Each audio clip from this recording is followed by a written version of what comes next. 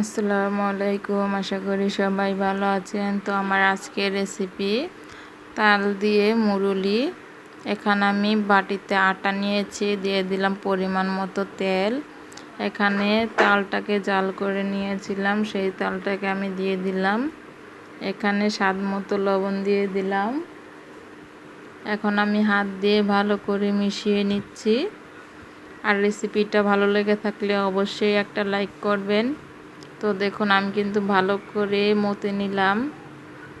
তো এখন আমি ডোটা দেখুন কীরকম হয়েছে, দেখতেই পাচ্ছেন কতটা নরম হয়েছে। তো এখন আমি এখানে রুটি বানিয়ে নিয়েছি, অল্প একটু মোটা। তো এখন আমি দেখেন একটা ছুরির সাহায্যে কেটে নিয়েছি কিভাবে। তো এখন এই যে আমি কেটে নিলাম। এখন আমি একটা কড়াইতে গরম করে নিচ্ছি তেলটা। এখন এই তেলে আমি ভেজে নিচ্ছি।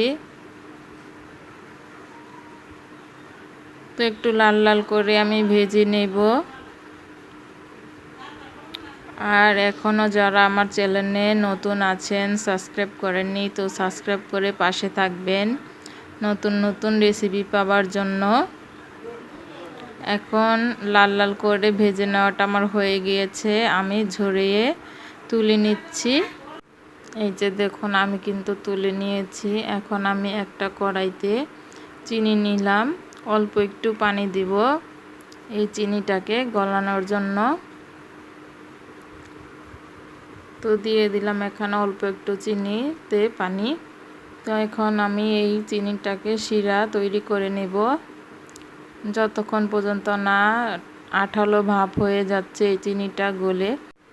এখন আমি ভালো করে নেড়ে চেড়ে এই চিনিটাকে আঠালো ভাব করে নিচ্ছি। দেখতে পাচ্ছেন আমার চিনিটা কিন্তু আরেকটু জাল হবে।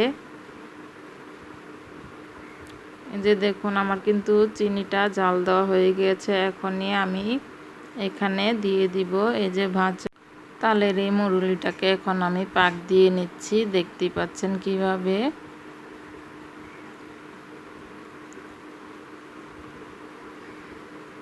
এখন একটু ভালো করে নেড়ে চেড়ে আমি মিশিয়ে নিচ্ছি। তো দেখুন এই যে আমার কিন্তু মিশানোটা হয়ে গিয়েছে, নামিয়ে নিলাম।